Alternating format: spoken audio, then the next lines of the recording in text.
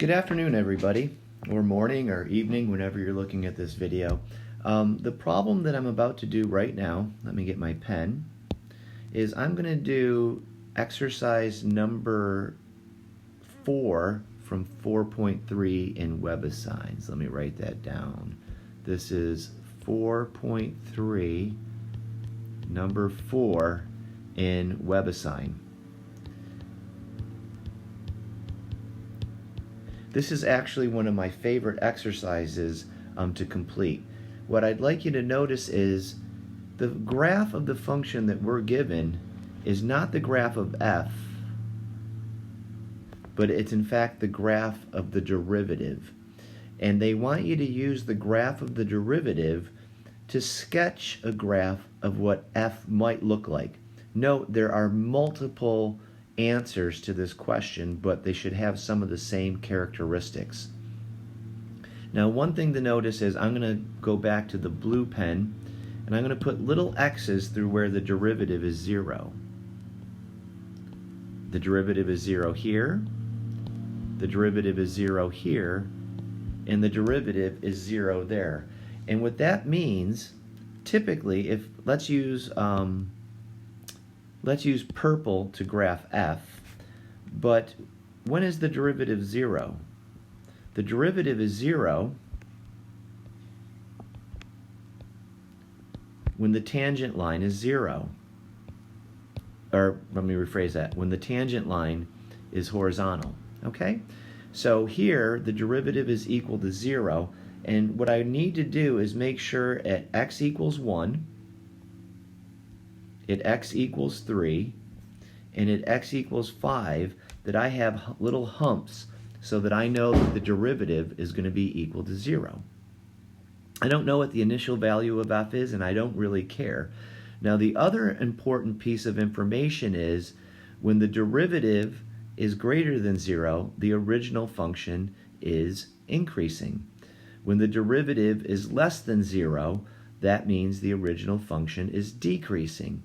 So when is f prime positive? Well, let me go back to my blue pen.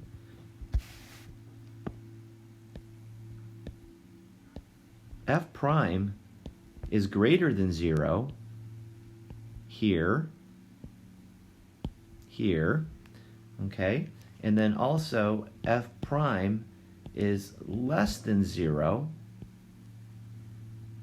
here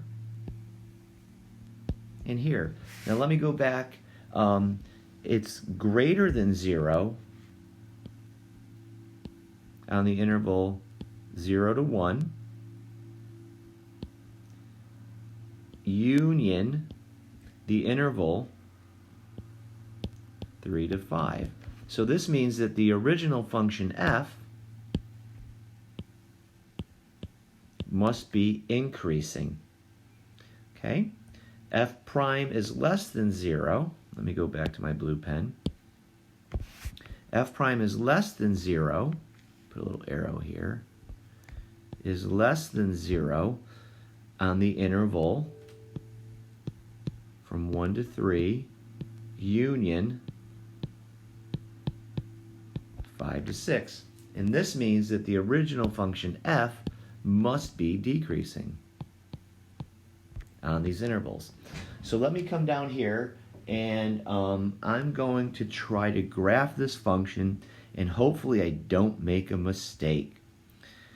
I'm going to start at 0 for no other reason than I can.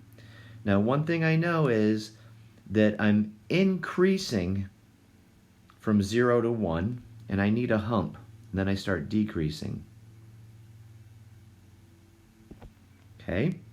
And now I'm decreasing all the way until I get to x equals 3. So I'm going down, and then all of a sudden I got to turn it a little bit.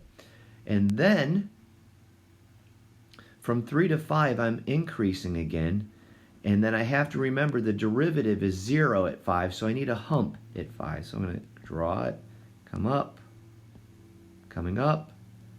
I need to make a little hump here, and then I need to decrease. And then I've satisfied everything that this has. And notice here, I'm going to use blue, back to the derivative. Notice, look at my tangent line at x equals 1. Look at my tangent line at x equals 3. Look at my tangent line at x equals 5. So I have f prime of 1 equals 0. That's good. That matches the graph above. F prime of 3 equals 0. That's good. That matches the graph above.